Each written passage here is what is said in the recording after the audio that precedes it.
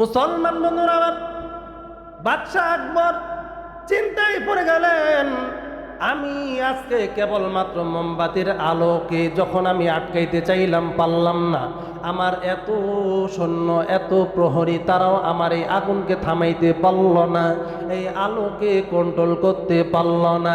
আমি যদি মারা যাই, আমি যখন কবরে চলে যাব, আমার বাবাও থাকবে না, আমার মাও থাকবে না, আমার কোনো প্রহরী থাকবে না, আমার কোনো সৈন্য থাকবে না। ওই কঠিন কবরে কে আমাকে বাঁচাবি? আমার কি হবে, আমার কি হবে? এই বাদশাহ আকবরের ঘুম হতাশায় পড়ে গেল। সে আর রাত্রি ঘুমাইতে পারে না। সকালবেলা যখন সিংহাসনে বসেছে, মন্ত্রী সবার মধ্যে সবাই উপস্থিত, সমস্ত সৈন্যরা উপস্থিত, বাদশার মনটা বড় ভার, বড় ভার। এই বাদশাহ কোনো দিকে তাকায় না, মাথাটা নিচু করে চুপচাপ রয়ে গেল, কোনো কথা নাই, সবাই কেমন যেন নীরবতা পালন করতেছে। ওই সময় সবাই যখন নীরব, কেউ সাহস কইরা কথা বলতে পারতেছে না। একজন হিন্দু মানুষ, বাহলুল, নাম হইল বাহলুল পণ্ডিত, সে ডাক দিয়ে বলে, বাদশাহ কি হইল আজকে, কেন আপনার জবান দিয়া কোনো কথা বের হয় না? আপনি কেন কোনো কথা বলেন না? এর কারণ কি একটু বলুন দেখি। বাদশাহ ডাক দিয়ে বলে, ও বাহলুল, আমি গভীর রজনীতে দেখেছি আমার মোমবাতির আলো যখন নিভে গেল, আমার ওই আলোকে কেউ থামাইতে পারে নাই। আমি যখন মারা যাব,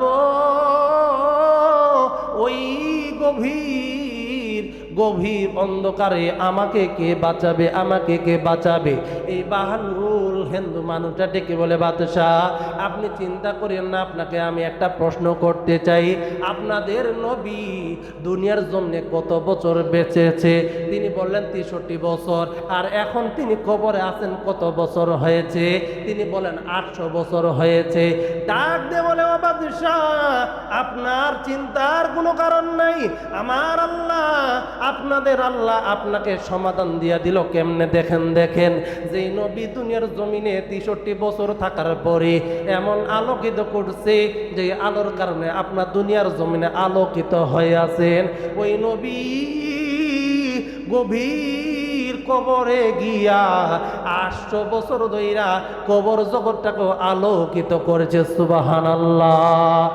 রহমাতুল লিল আলামিন নবী, কোরআনে প্রমাণ, আমার আল্লাহ নামটি দিয়েছে হাবিবে রাসূল। ওই নবীকে না মানিলে, ওই নবীকে না মানিলে থাকবে না ঈমান। আশিক বিনে কে বুঝিবে আমার নবীজির শান? কথা বলুন ঠিক কিনা? বাহলুল ডাক দিয়ে বলে, বাদশাহ যেই নবী 63 বছর দুনিয়া জমিনে থাকার পরেও দুনিয়াকে আলোকিত করেছেন, ওই নবী 800 বছর কবর জগরে থাইকা কবর জগৎটাকেও আলোকিত করেছে। কোনো মানুষ যদি নবীজির আদর্শকে নিয়া, নবীজির সুন্নতকে নিয়া দুনিয়ার জমিনে যতদিন বেঁচে থাকবে, নবীজির সুন্নতে আলোকিত হয়, দুনিয়া যেমনভাবে তার আলোকিত হবে, যখন সে মারা যাবে ওই আলো নিয়া যখন কবরে যাবে, নবীজি আগেই কবরকে আলোকিত করে রাখার কারণে আপনি মারা যাওয়ার পরে সঙ্গে সঙ্গে আল্লাহ তাআলা আপনার কবরকেও আলোকিত করে দিবে। সুবহানাল্লাহ। বাহলুলের কথা শুই না বাদশাহ এবার একটা শান্ত হইল, যে হায় রে, ঠিক তো, আমার নবীজি তো 63 বছর হায়াত পাইয়া পুরা জিন্দেগিটাকে আলোকিত করেছেন। আমরা যদি নবীর সুন্নতকে আঁকড়ায় ধরি, তাহলে আমাদের দুনিয়া যেমন আলোকিত, মারা যাওয়ার পরে আমাদের কবরটাও আলোকিত হবে।